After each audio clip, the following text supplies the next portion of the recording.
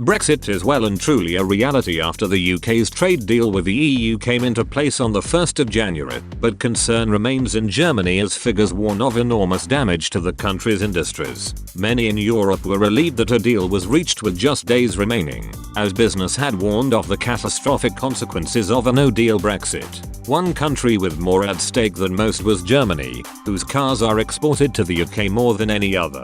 About 1 in 7 cars made in Germany are sold in Britain, meaning a trading arrangement was clamored for in Berlin in order to prevent a crisis in the country's automotive industry. But, despite Prime Minister Boris Johnson and European Commission President Ursula von der Leyen's positivity, concern remains in Germany. German magazine Der Spiegel wrote in the aftermath of the trade deal late last month that the deal agreed is still comparable to a hard Brexit. It added that brutal consequences were around the corner and that the new year will be a hard wake-up call. The magazine also said the damage to companies will be enormous, but it is ordinary citizens who will pay the highest price. In 2016, Britain was the largest single export market for German manufacturers, who sold 800,000 new cars there, or 20% of their overall global exports. Felix Schönherr of Wirt Union, a group within Angela Merkel's Christian Democratic Union that has previously criticized the German Chancellor, told earlier this year of how the German car industry wants to hold on to British trade.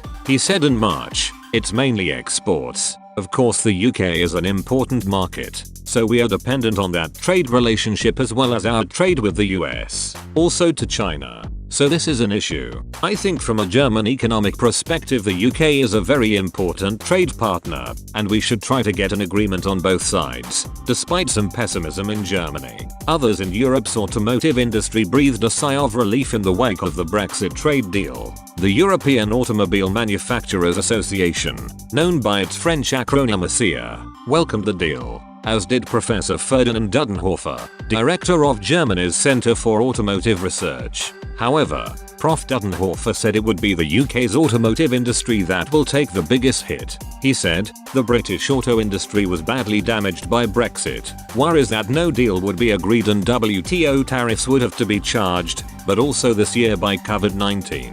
Without a trade deal, one would have expected another dramatic collapse in the UK auto industry. The Brexit deal can slow the crash, but after a brief recovery, Britain will have to reckon with a further creeping dismantling of its auto industry." In other European countries, there was a varied reaction to the Brexit trade deal. Italian newspaper Corriere della Sera said that the Prime Minister Boris Johnson needed the deal, arguing that his failings during the coronavirus pandemic meant he could not afford another setback. They said, "His poor management of the pandemic has devastated his popularity and the most recent emergency, caused by the new strain of the virus, has removed all space for maneuver. Now he has something concrete to show the country and will do everything possible to sell the deal as a victory for London and the full recovery of national sovereignty." Meanwhile, French newspapers praised a historic deal with Le Monde, saying it is decidedly very good news.